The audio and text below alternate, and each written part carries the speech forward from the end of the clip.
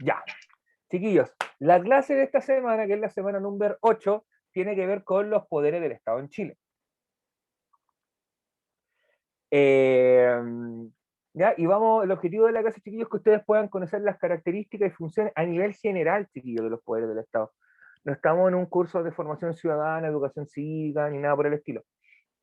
La idea es que ustedes puedan conocer en términos generales cómo funcionan, qué características tienen, qué funciones deben cumplir, quiénes lo conforman, ya, a un nivel, a un barrido muy general, si se dan cuenta en la semana número 8, ya, y es del 19 al 22 de abril de este año, ya. Voy a dejar ahí 30 segunditos más por si alguien quiere o está terminando de copiar el título para poder avanzar ahí con la presentación, ¿ya? Así que vamos a esperar unos segunditos. Voy a esperar 5 segundos más para que me respondan. 3, 4, 5. Ya, pasa el tiempo. Esto fue lo que vimos en la clase anterior. Recuerden que en la clase anterior hablamos sobre el concepto de república y democracia y vimos elementos genéricos del sistema político institucional que tiene este país a nivel de elecciones, ¿ya? Y también vimos las características en cuanto a los cargos públicos, cómo se designan, de qué forma se eligen, qué denominación reciben. O sea, hablamos más bien de los aspectos más estructurales que dan forma al Estado, pero no entramos a ver en detalle quiénes lo conforman, ¿ya? Entonces siempre hablamos de cargos públicos, de cargos de elección popular, hablamos de cargos designados o cargos de exclusiva confianza, pero nunca hablamos quiénes eran, qué funciones tenían. Y eso es lo que vamos a ver hoy día. Bueno, primero, esta idea de poderes del Estado, chiquillos. El origen de los poderes del Estado, como nosotros los conocemos, viene de la teoría de los contrapesos de Montesquieu, que hablamos hace ya unas 2 semanitas atrás, probablemente en la semana 6, cuando comenzamos a introducir lo que era formación ciudadana, ¿ya? Y hablamos teoría de los contrapesos. Imagínense una balanza, chiquillos, ¿ya? Que si yo cargo mucho hacia un lado, la balanza se descompensa y queda así. Ahora, si lo dejo parejito, tengo un equilibrio, ¿ya? ¿Y eso qué quiere decir? Que el gobernante no puede concentrar todo el poder ni puede tomar todas las decisiones. Es decir, pensemos en el presidente en este caso, no puede tomar todas las decisiones por su cuenta, ni tampoco puede crear leyes a su antojo, ni decidir quién es culpable o quién es inocente. ¿Se imagina una persona que tuviese ese nivel de poder? Tener ese nivel de poder, chiquillos, lo que significa es que puedo hacer y deshacer a mi antojo sin temer ninguna consecuencia. Es como, me da lo mismo si paso a llevar la ley, total, yo me juzgo a mí mismo y me juzgo inocente, ¿ya? De esa lógica se trata. Para evitar eso, se genera esta idea de los contrapesos o la idea de los poderes del Estado, ¿ya? Donde a cada uno se le entregan funciones particulares. Por ejemplo, en el caso del Ejecutivo, se preocupa de la administración pública, que las instituciones públicas funcionen, ¿ya? En cuanto al legislativo, todo el tema de creación, confección de leyes, modificación de estas y fiscalización del Ejecutivo, y el Poder Judicial se preocupa de aplicar dictar sentencias, ¿ya? A partir de las sanciones que dictamine. Además del todo el sistema del debido proceso en cuanto a un enjuiciamiento de una persona. Recuerden que en el sistema chileno toda persona es declarada inocente hasta que se demuestre lo contrario. Por lo tanto, requiero pruebas contundentes para declarar a una persona culpable de un delito, ¿ya? Y cada uno de estos poderes tiene estas funciones específicas como lo estábamos explicando, y en la realidad chilena son 3 poderes del Estado, y prácticamente en todo el mundo occidental son 3 poderes del Estado: ejecutivo, legislativo y judicial. Y eso es lo que vamos a desarrollar durante estas 2 clases que nos quedan, ¿ya? La de esta semana. Hasta aquí, dudas, consultas, preguntas, chiquillos, inquietudes, comentarios, aportes. Pues, esto es pura mentira porque al final se salvan entre ellos, los poderosos no son juzgados y todo el jaleo. Bueno, esa es la práctica. Esto es lo que estamos hablando acá desde la teoría, ¿ya? Por lo tanto, la práctica va a tener muchos cuestionamientos a lo que es esto que te voy a presentar hoy día y el jueves, ¿ya? Hasta aquí, dudas, consultas, chiquillos, si no para avanzar. ¿Están listos con esto?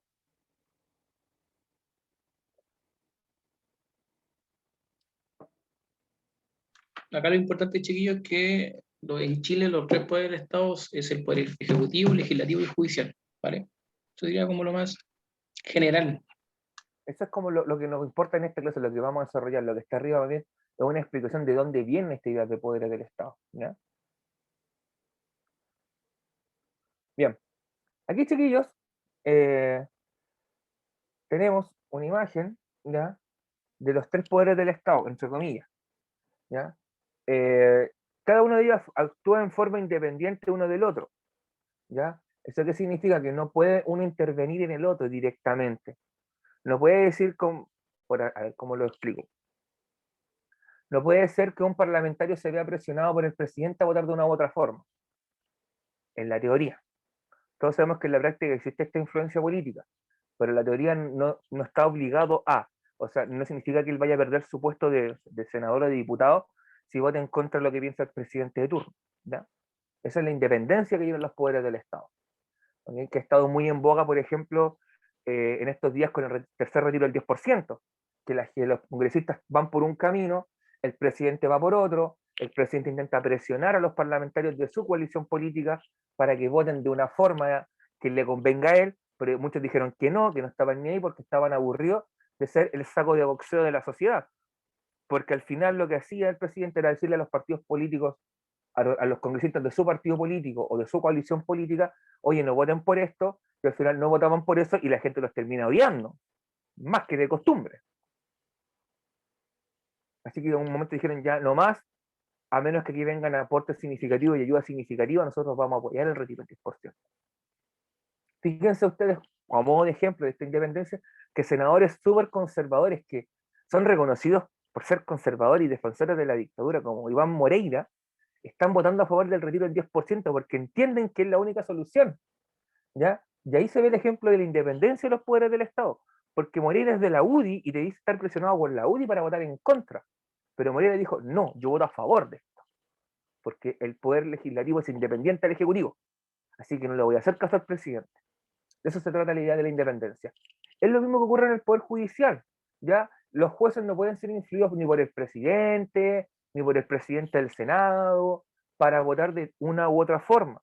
De hecho, hay congresistas que están están en procesos judiciales. Me acuerdo de una congresista que se llama, era la Araceli Leuquén, de Renovación Nacional, que se dio inmiscuida en un caso público donde ella, en estado de ebriedad, agredió a una funcionaria o una trabajadora de un bar, porque le dijo, por favor, váyase, ya sabe que ella está dando jugos, le dijo coloquialmente, y la congresista no se quiso ir, le dijo, ¿quién te crees que eres? Tú sabes quién soy yo, y la agredió, la mechoneó, la tiró al suelo, ¿ya? Y eso, en el fondo, la justicia actúa en forma independiente y no se ve influenciada, porque es una congresista. Da lo mismo. Da exactamente lo mismo. ¿Ya? Esa es la idea de la independencia de los tres poderes del Estado. Cada uno funciona por su carril. Y los tres juntos hacen que el país y el Estado funcione. Pregunta, para ir haciendo más dinámica la clase. ¿Por qué la justicia o los tribunales de justicia, chiquillos, perdón, me equivoqué, ahí, los tribunales de justicia tienen esta imagen de la justicia?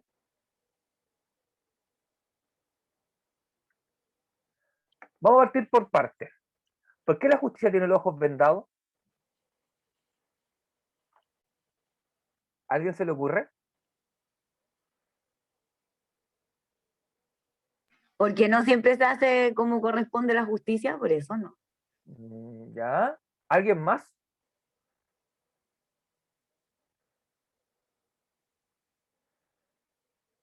Ya. ¿Alguno de ustedes ha escuchado la expresión la justicia ciega? Ya, la justicia es ciega porque no se deja influenciar por nada. No debe dejarse influenciar por ningún estímulo visual, por ningún sentimentalismo. La justicia debe fallar en base a los hechos. Y ahí está la balanza. La balanza es la que mide los hechos, no las impresiones que me dan los sentidos. ¿Ya? No puede ser, ay, que mira, pobrecito, mira cómo se ve. ¿Cómo esta pobre criaturita va a hacer algo tan terrible como robarse un banco? No puede funcionar de esa forma. Tiene que medirse en base a los hechos. Y si el hecho dice que el tipo se robó el banco, tiene que pagar con cárcel. Ahora, cambiemos que se robó el banco. Pongamos, manejó en estado de ebriedad y mató a una persona.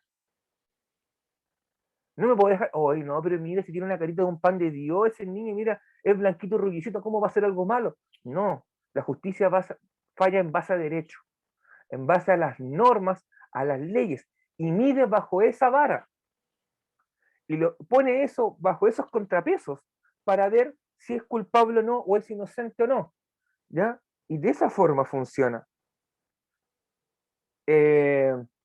Por último, también tiene una espada, que aquí no se alcanza a ver, aquí se ve el puro manguito de la espada, tiene una espada porque es quien dicta la sentencia y ejecutoriza la sentencia y dice, esta persona va a ser condenada a tal o cual condena. Recuerden que en el pasado todavía en Chile estaba habilitado lo que es la pena de muerte. Hace unos 20 años atrás se abolió porque siguiendo las normas prácticamente todos los países civilizados del mundo han ido eliminando la pena de muerte. De hecho, solamente quedó instituida para delitos de traición a la patria. Es la única forma en que Chile se puede aplicar pena de muerte por una persona que es traidora a la patria.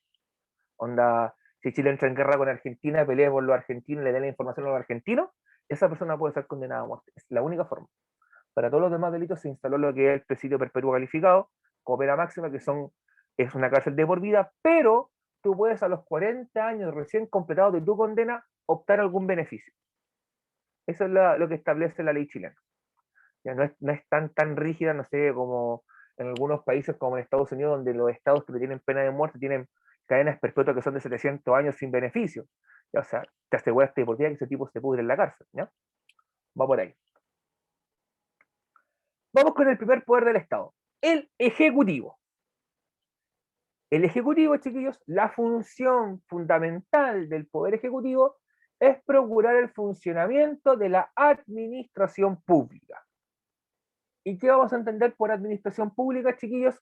La alta dirección pública, que es hospitales públicos, corporaciones municipales, servicios ministeriales, ¿ya? Por ejemplo, las seremías, las direcciones provinciales, los servicios de salud. Entran también, chiquillos, toda la burocracia que hay dentro de estos sistemas, como son los secretarios, los administrativos, toda esa gente que muchas veces tú vas al hospital público y tienes que decir, vaya al box ahí para pedir la hora de interconsulta, y te mandan ahí y tú ves como hay una serie de computadores y personas ya que están ahí con el computador y te sacáis un número que te dieron el 530 y van en el 25 y tienes que esperar porque tienen hasta las 2 o tienen mediodía solamente, tienes que esperar y te das cuenta que en una hora avanzaron 3 números y te faltan todavía 300 por llegar. Eh, eso es la burocracia. En el fondo, la burocracia, chiquillos, tiene que ver con todo el papeleo, con todos los aspectos de documentación, de juntar papeles, de llevar un documento, ¿ya? Por ejemplo, cuando vas a inscribir un vehículo, por ejemplo, y te piden el papel de la notaría es parte de esta burocracia. De hecho, tú vas con el papel del notario al registro civil, vas a inscribir el vehículo a tu nombre, ¿ya? Todo eso es burocracia. De hecho, ir a sacar la clave única es burocracia. De hecho, cuando dicen, no, tiene que ir a Chile Atiende. Vas a Chile Atiende y pierdes todo el día en Chile Atiende y saliste con más dudas que certeza. No, es que le falta este papel, vaya a FONASA. No, este papel no lo damos en FONASA, lo dan en, no sé, en el INP. No, vaya al INP. No, este tiene que pedirlo en su AFP. No, este papel lo da Chile Atiende. Y estáis todo el día así, en ese círculo vicioso. Eso es burocracia. Muchos la han vivido, es muy difícil de definir, pero todos la hemos vivido, ¿ya? Probablemente a más de alguno de ustedes les ha pasado esa situación de tener que andar toda una mañana, perder todo un día haciendo papeleo. Burocracia, ¿ya? También hay servicios que son fundamentales, ¿ya? La Nazaret dice que sí, y es verdad, chiquilla, todo nos ha pasado. También hay servicios que son fundamentales para el desarrollo del país, ¿ya? O para que el país funcione a un nivel administrativo, a un nivel macro general, ¿ya? El registro civil. que por lo general tienes dos opciones. O te levantaste a las 6 de la mañana para tomar el primer puesto que están haciendo cola, o vas 5 para las 2 cuando cierran, ¿ya? O 5 para o una 25, no recuerdo que era cierra, ¿ya? Y el registro civil, donde se registran los nacimientos, los matrimonios, las defunciones, donde vamos a sacar nuestra cédula de identidad o carné, ¿ya? Donde también, por ejemplo, si vamos a, los extranjeros pueden hacer también, obtener una documentación provisoria, ¿ya? Donde puedo inscribir el registro de los vehículos.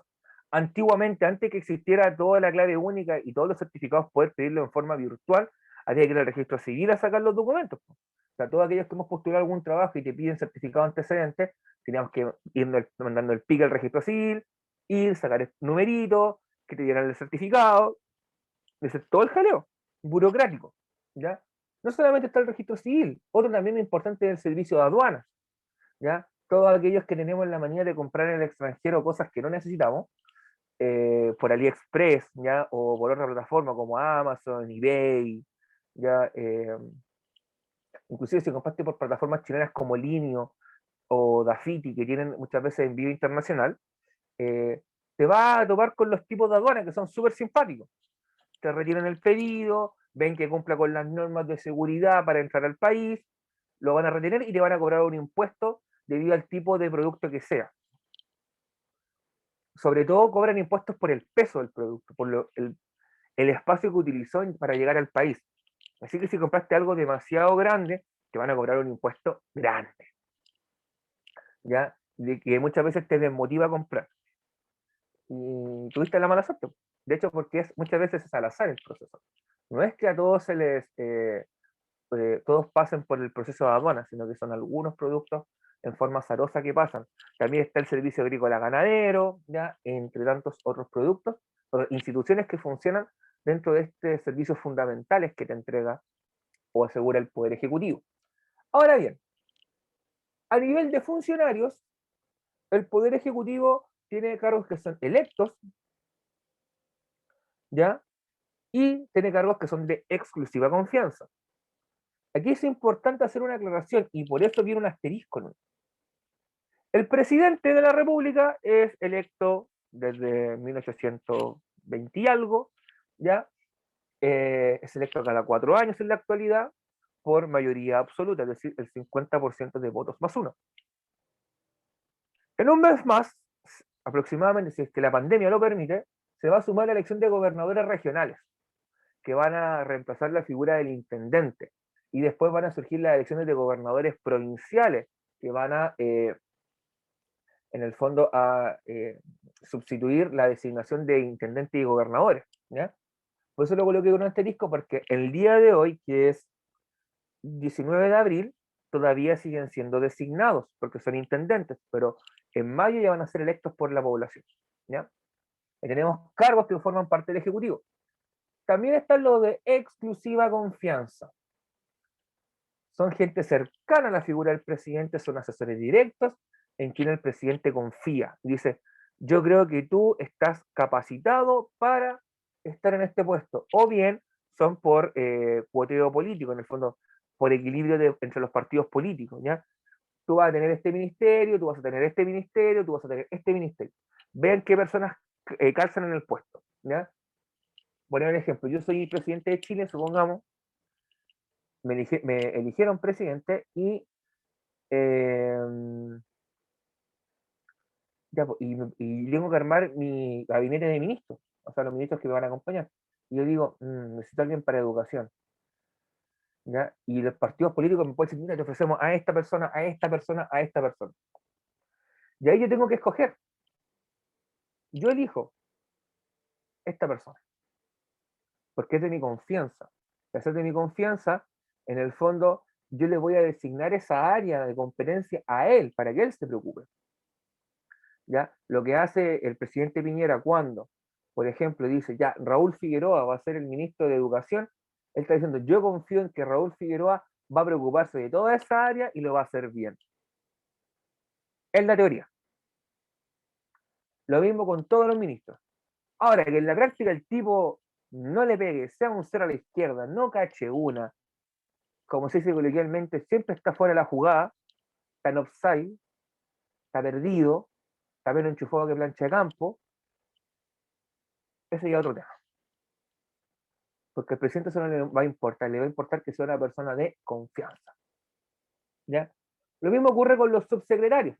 En Chile le llamamos subsecretarios, en otros países le llaman viceministro. ¿Ya? Es la persona que viene directamente bajo el ministro. ¿Ya?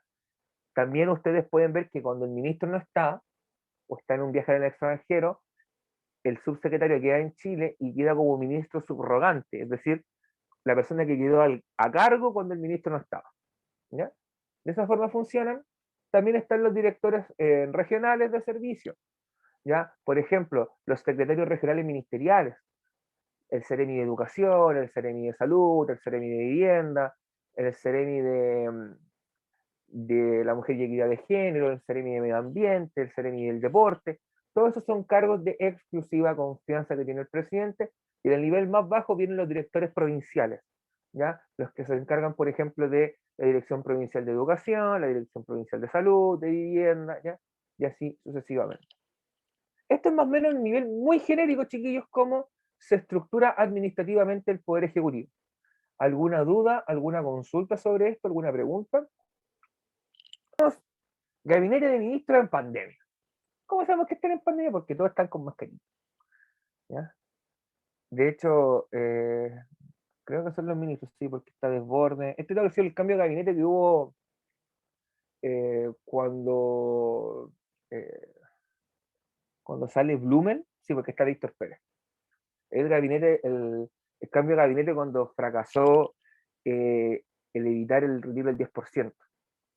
Creo que el primer retiro. ¿Ya? Cuando se fue Gonzalo Blumen, se fue. ¿Quién más se fue?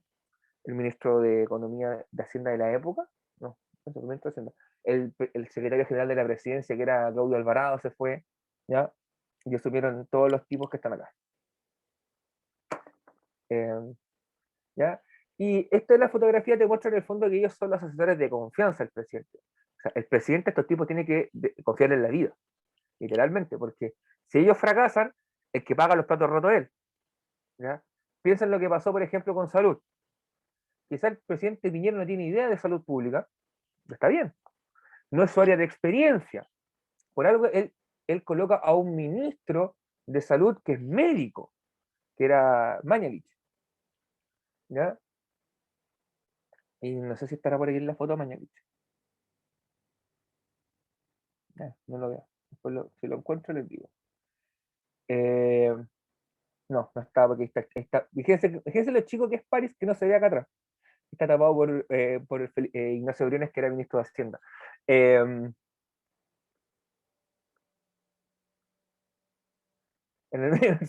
ministro de Educación está acá, por si acaso. Aquí está, ¿dónde está Raúl? Ahí está Raúl Figueroa. ¿Ya? Claro, y de hecho, lo mismo que ocurre con Raúl Figueroa, el ministro de Educación, que tan cuestionado ha sido por la sociedad, por la clase política, por el mismo profesorado, inclusive por los mismos estudiantes. Bueno, él, en teoría, él es el experto en educación. Y él debiese decirle al presidente, esto no está bien, esto está mal. De hecho, el presidente se guía por lo que él le dice en la teoría, porque es su asesor de confianza. Y esa es la función del ministro. Ahora, que el ministro de Educación no sea profe y no tenga idea de educación, ya es otro tema. Ahí es más la elección de arriba. ¿Ya? Bien. Ahora, me quiero detener un poquitito en la figura del presidente. Porque el presidente en Chile tiene poderes que son súper grandes. En comparación a otros presidentes del mundo, los presidentes en Chile tienen una cantidad de atribuciones gigantescas. Yo nombro algunas. De hecho, son más de 20 las atribuciones que tiene el presidente de la República. Y yo elegí algunas solamente como para ejemplificar. Están acá abajo. Pero bien, hablemos del presidente. No de Piñera, sino del presidente en figura, la figura política del presidente. Es la máxima autoridad del país, ¿ya? Es electa vía votación directa a través de un sistema de mayoría absoluta. Eso lo repetí hasta el cansancio, ¿ya? Es electo vía votación directa y mayoría absoluta. ¿Cuáles son los requisitos para ser presidente? Nada del otro mundo. Ser chileno, sobre 35 años de edad, y no poseer una condena por pena aflictiva. Usted me dirá, profe, ¿qué significa tener una condena por pena aflictiva?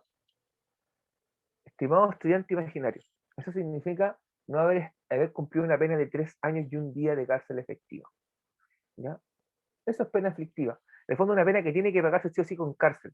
No es una pena que pueda tener una sustitución, por ejemplo, por presidio domiciliario total, presidio nocturno, que tenga, no sé, bueno, es lo que se llama arresto domiciliario, arresto nocturno es el concepto correcto, arresto domiciliario, arresto nocturno, eh, que tampoco haya podido conmutarlo por pagar una multa, sino que son solamente, eh, la pena efectiva solamente pagada con cárcel, ¿ya? Esa, si tú tuviste una pena pagada con cárcel, no puedes optar a ser presidente. Eso es lo que establece, ¿ya? Y eso es solamente lo que te pide para ser presidente, no pide nada más. Si se dan cuenta, no es mucho. No es nada del otro mundo, no es algo así como demasiado rebuscado, que te exija experiencia política previa, no. De hecho, ni siquiera coloqué que te pide cuarto medio, eso es lo que te pide, cuarto medio, a nivel educativo. Ahora bien, ¿qué atribuciones tiene ser presidente? Mr. President. Puede establecer estados de excepción constitucional, como en el que estamos hoy en día, que es un estado de catástrofe, creo que, no me recuerdo qué nomenclatura usó, pero creo que es estado de catástrofe, ¿ya?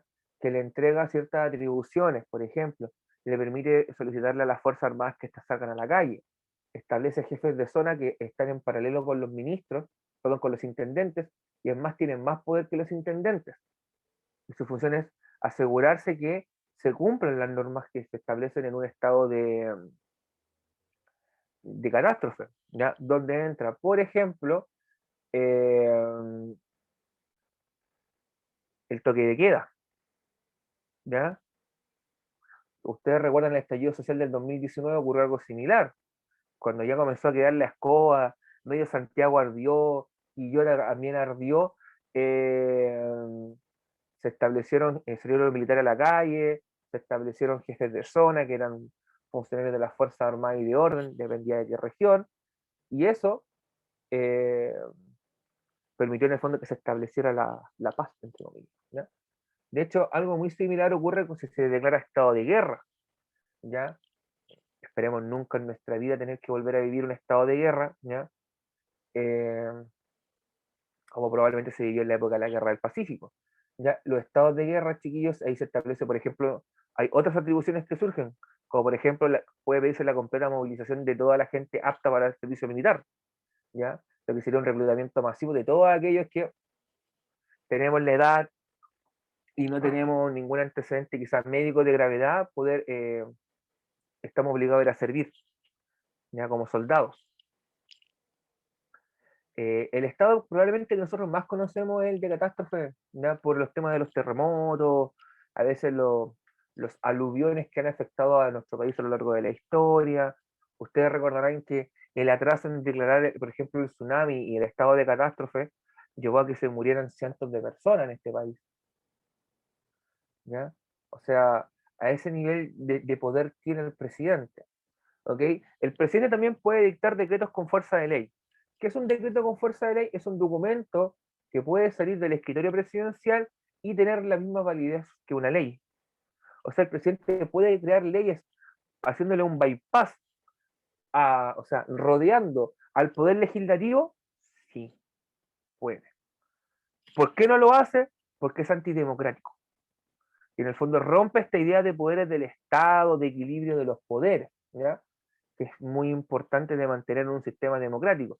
Recuerden que lo peor que te puede pasar en un sistema democrático es que te dicten de dictatorial o tiránico, que es lo que le ha pasado a Piñera, cuando ha tomado malas decisiones, por ejemplo. Cuando se le ocurrió dar la frase para el bronce de estamos peleando en la guerra contra un enemigo poderoso, y el enemigo poderoso eran un grupo de jóvenes que estaban saltaron los torniquetes del metro, ¿ya? Entonces, tiene esa atribución, ¿ya? Como los estados de excepción, los decretos con fuerza de ley, ¿ya? Proponer y remover los comandantes de las Fuerzas Armadas y el orden público, ¿ya? Fuerzas Armadas, recuerden que son Ejército, Armada, Fuerza Aérea, Orden Público, Carabineros, Investigaciones. Y Gendarmería, que se preocupa del régimen presidiario, ¿ya? Por eso se hace esa distinción de Fuerzas Armadas y de orden. Y usted verá, ¿por qué? Porque las Fuerzas Armadas, es decir, Ejército, Fuerza Aérea y Armada, están bajo la supervisión directa, o su jefe directo es el ministro de Defensa, ¿ya? El ministro de Defensa se preocupa de esas Fuerzas Armadas, y de las fuerzas de orden público se preocupa el ministro del Interior. ¿Por qué? Porque el orden público, recuerden que tiene que ver más con el día a día, ¿ya? Por ejemplo, nosotros no vemos a los marinos persiguiendo a los delincuentes, sino que vemos a los carabineros y a la PDI persiguiendo a los delincuentes. En el fondo, por eso ellos se preocupan del orden público, de la seguridad del día a día, ¿ya? De cuando hay, por ejemplo, algún delito, podemos decir, no va al ejército, sino que va a la fuerza, va a los carabineros o la PDI. Pero si hay un problema fronterizo, por ejemplo, o se está dando en zona marítima, que es mar territorial chileno, donde hay una invasión, por ejemplo, de una embarcación de otro país, que entró a pescar, por ejemplo, ahí aparece la Armada porque hay una invasión al territorio, ¿ya? Lo mismo ocurriría si un vuelo de aviones de combate de otro país pasa por zona aérea chilena, van a aparecer los aviones de la FACH, ¿ya? Y si hay, por ejemplo, movimientos de ejércitos de otros países en la zona fronteriza, no van a ir los carabineros, va a ir el ejército, ¿ya? Así que ahí sí están distribuidos y por eso se diferencian Fuerzas Armadas y Fuerzas de Orden Público, ¿ya? Entre tantas otras, de hecho, se digo, son más de 20 atribuciones que tiene el presidente de la República, que lo hacen ser de los presidentes con mayores atribuciones en el mundo, ¿ya? De hecho, el Poder Ejecutivo en Chile también tiene muchísimo poder, somos un sistema democrático republicano que le da mucho énfasis al Ejecutivo por sobre el resto de poderes del Estado, ¿ya? Pero ahí está eso en términos general, hasta ahí. Dudas, consultas, inquietudes, chiquillos, que tengan a el presidente. No les puedo decir, díganle lo que piensen, porque probablemente tendríamos que bajar el video de internet. Pero sí, ahí está, con su bandita presidencial, su piochita con la bandera de Chile, ¿ya? Y, Bracitos cortos. pero que no voy a decir nada mejor, que después tengo el video que bajar, después tenemos que grabar el video mejor, no digo nada. Ya, ahí está el presidente. Él originalmente no se llama Sebastián, él creo que se llama José Miguel Sebastián o Miguel José Sebastián, ¿ya? Porque de hecho creo que el que se llama Sebastián como primer nombre es el negro, el papurro, ¿ya? Y que incluso una anécdota que creo que la cuenta, no se me acuerdo quién la contó, pero fue familiar directo, que la madre, la mamá de los Piñera, le tenía mucho cariño al negro, porque se daba cuenta que el negro Piñera era más loquillo, y le dijo a los dos hermanos, a todos los hermanos, que son tres más, los más famosos son José Piñera, el inventor de la AFP, y Tatán, y hay otro más que era demócrata cristiano, me dijeron, por favor, cuiden al negrito, ¿ya? Así que mantengan. Y de hecho, de ahí viene el por qué los hermanos Piñera mantenían al negro, po. De hecho, el negro siempre ha contado que el hermano le ayudaba económicamente, o con su emprendimiento, cuando el negro Piñera tenía discotecas, por ejemplo, no tenía pubs o bares, ¿ya? Pero ahí está Tatancito. Vamos a ver qué dice el chat. Yo no quería, no voy a leer eso, no, porque no quiero tener que grabar la clase de nuevo, pero sí, tiene razón. ¿Ya? Ahora vamos a ver el poder legislativo, chiquillos. El poder legislativo, su función es crear, modificar, aprobar y rechazar las leyes. Esa es la función macro que tienen, la función principal que tienen, ¿ya? Cada uno de ellos tiene una función, ¿ok? No, las dos cámaras, por eso existen dos cámaras en Chile, aquí y dice que quienes lo conforman, una Cámara de Diputados y una Cámara del Senado, ¿ya? La Cámara de Diputados se caracteriza por un carácter fiscalizador, es, por eso decirte hasta cierto punto, el sapo, el que está mirando si es que están haciendo, están trabajando bien, están trabajando mal, lo están haciendo bien. Ah, mira, el ministro dijo esto y esto va en contra de la Constitución. ¡pum!, lo acuso, ¿ya? De hecho, una de las atribuciones que tiene la Cámara de Diputados es comenzar los procesos de acusación constitucional, ¿ya? Además de ser la Cámara Legislativa donde comienza el proceso legislativo, es decir, todo el trabajo de primera instancia legislativa se desarrolla en la Cámara de Diputados.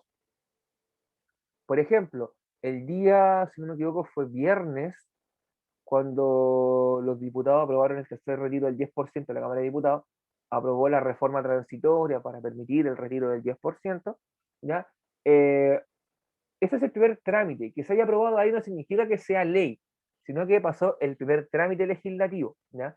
Que fue pasar por la Comisión de Constitución o las comisiones correspondientes, luego ser votado en sala, en general y en particular, y ahora está en el segundo trámite. De hecho, ahora creo que están en el segundo trámite, en la Comisión de Constitución de la Cámara del Senado, están viendo el proyecto que llegó desde la Cámara de Diputados. O sea, es un proceso más bien engorroso, un proceso que se demora sus días, ¿bien? Y la Cámara del Senado tiene una facultad sancionadora, es decir, quien dicta el castigo es el Senado.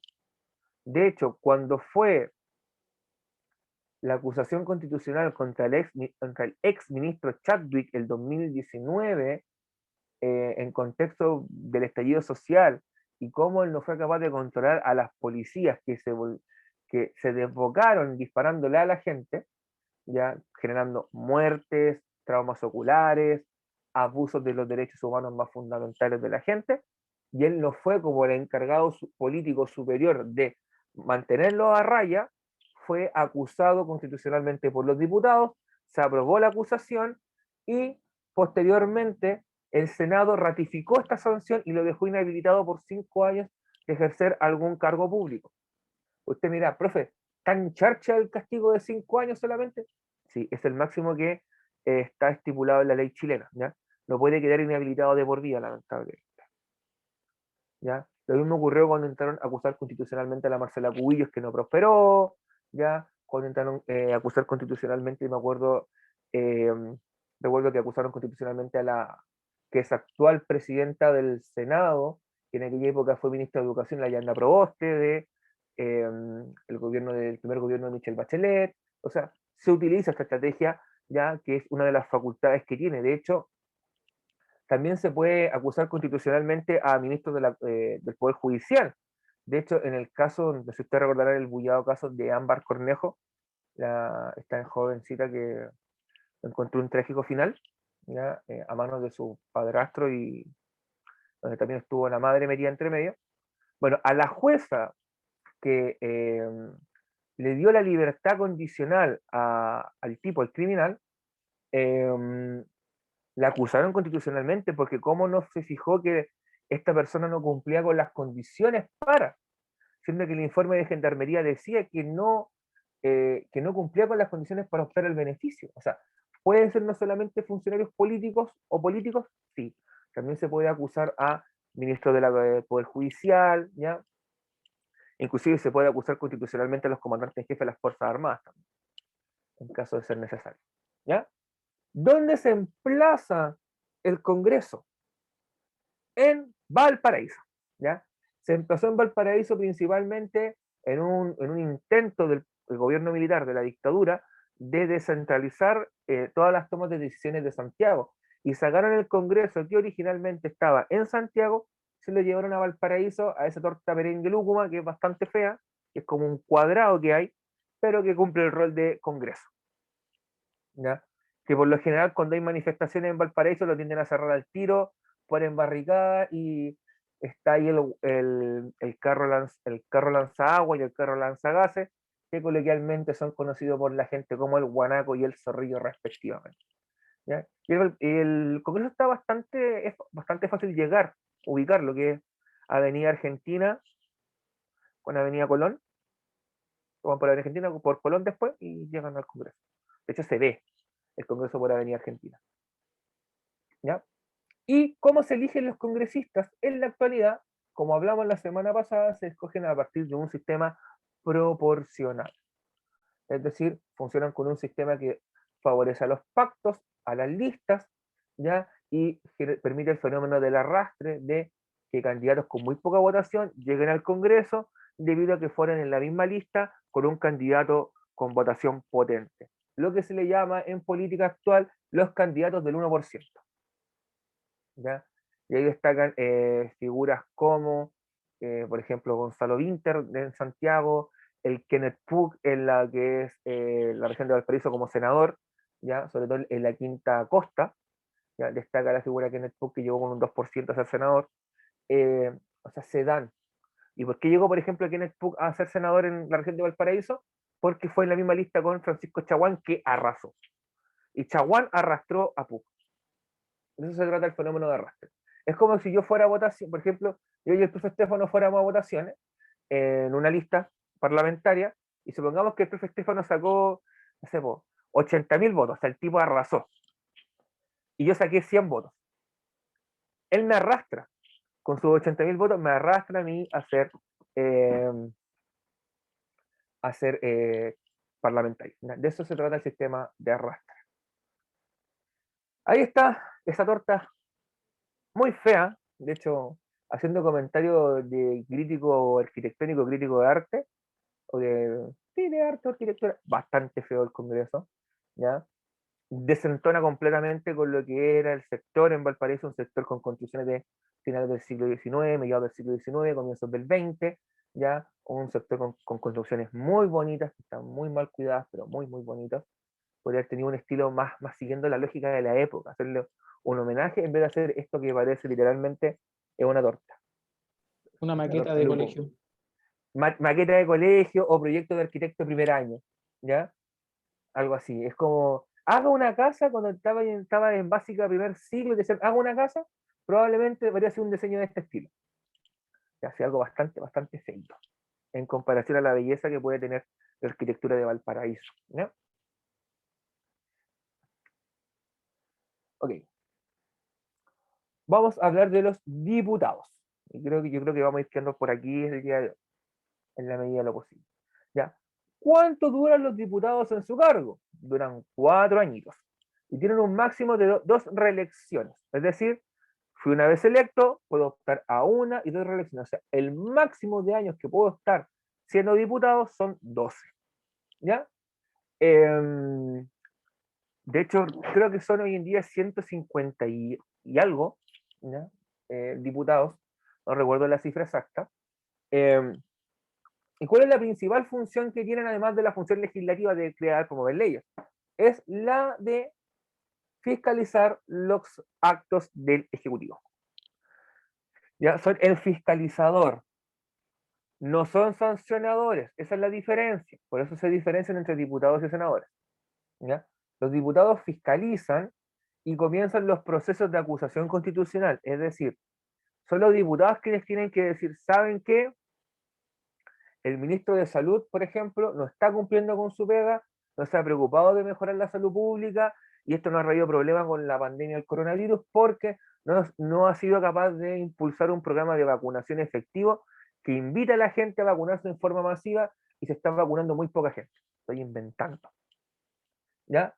Si los diputados ven que eso es verdad y eso va en contra de la Constitución porque quizás está atentando contra el derecho a la vida, contra el derecho de la seguridad de la población, lo puedo acusar constitucionalmente y comenzar el proceso.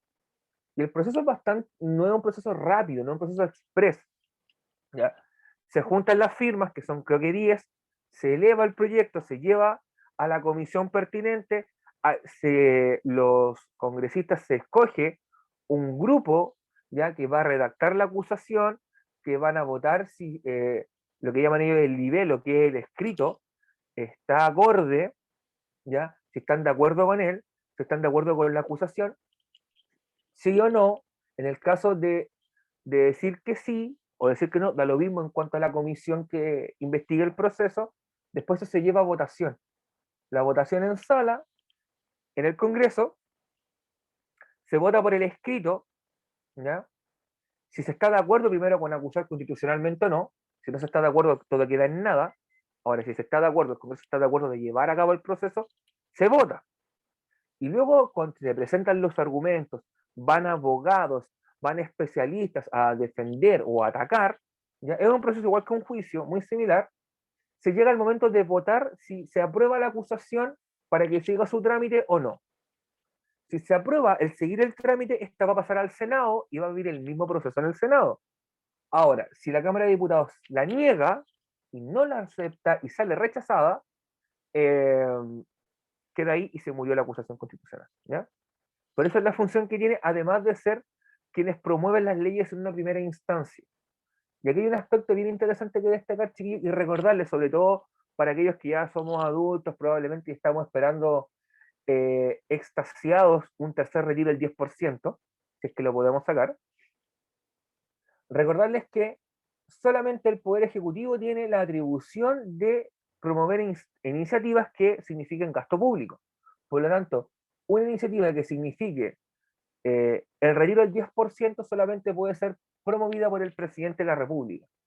Por lo tanto, si no la promueve el presidente la puede llevar al Tribunal Constitucional y declararla inconstitucional, que fue lo que hizo con el segundo retiro del 10% cuando, perdón, el segundo retiro del 10% que promovía la Pamela Giles y Matías Walker, que es el representante de la democracia cristiana. Y ese proyecto se cayó, porque en el fondo el Tribunal Constitucional lo declaró inconstitucional. Y el proyecto que siguió fue el proyecto que propuso el gobierno, que era un retiro del 10% bastante similar. ¿Ya? Así que ojo con eso.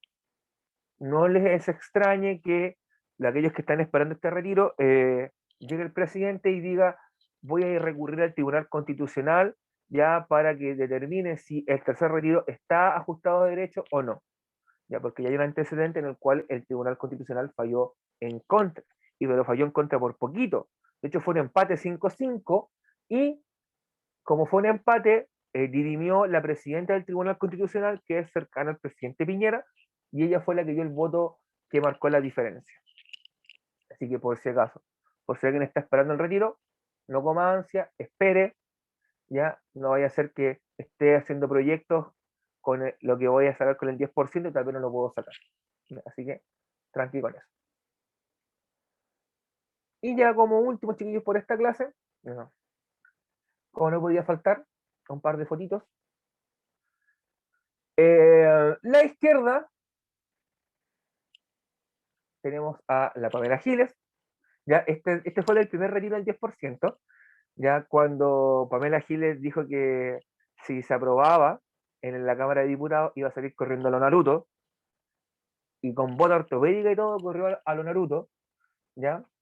De hecho, de ahí viene que le digan la abuela Hokage a la Pamela Giles, ya con todos los rosas de sus abanicos y su capa de Hokage rosa, ¿ya?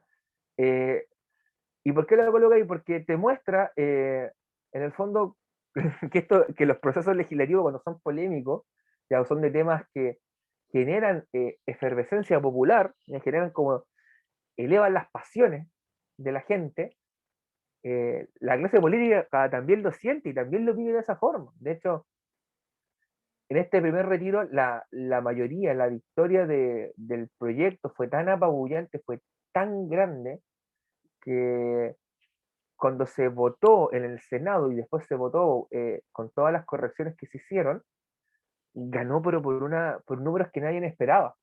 ¿Ya? Eso todos decían va a estar justito, pero de hecho superó los 3/4.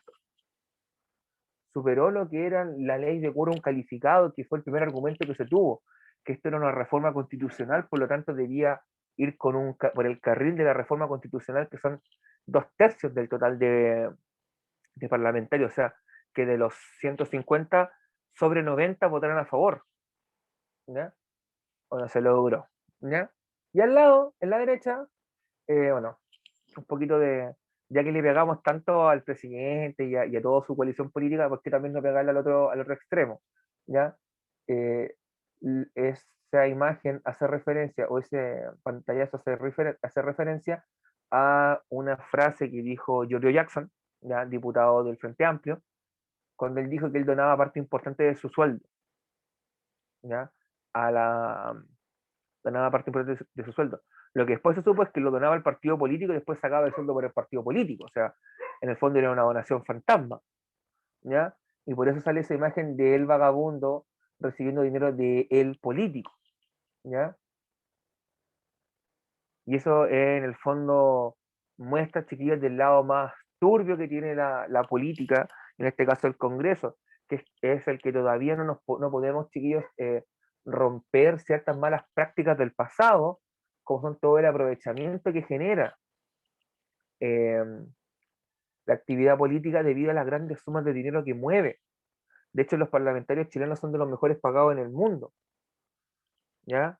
Imagínense ustedes que en promedio un parlamentario recibe un sueldo cercano a los 8 millones mensuales, que probablemente es menos de lo que muchos de nosotros ganamos en un año. ¿Ya? ¿Para qué hablar de los senadores que pueden llegar a ganar 15, 18 millones de pesos al mes? Y no trabajan todos los días, tienen semanas distritales donde no hacen nada prácticamente, dicen que recorren el terreno, pero no recorren nada, ¿ya? Y ganan por estar sentados votando. Y ese sueldo se paga de nuestros impuestos, de lo que nosotros pagamos como ciudadanos en impuestos, ¿ya? Para que después no hagan bien la pega, para que no se preocupen de la gente, de la ciudadanía, de aquellos que los eligieron, ¿ya? Ahí hay una crítica al cierre con la que quiero terminar, chiquillos, que es, si ustedes se dan cuenta que su candidato, su candidata, no cumple, usted como ciudadano tiene la obligación de exigirle que cumpla con lo que les ofreció, y si no cumple, no vote nuevamente por esa persona. No sea pajarón, no sea pollo. ¿Ya? Chiquillos, dudas, consultas finales, quedan un poquito más de un minuto. ¿Tienen alguna pregunta, alguna inquietud, chiquillos? ¿Algo que aportar? ¿Algún comentario? ¿Están de acuerdo con lo que se planteó en la clase? ¿No están de acuerdo? ¿Conocían todo esto? ¿Conocían cómo funcionaba?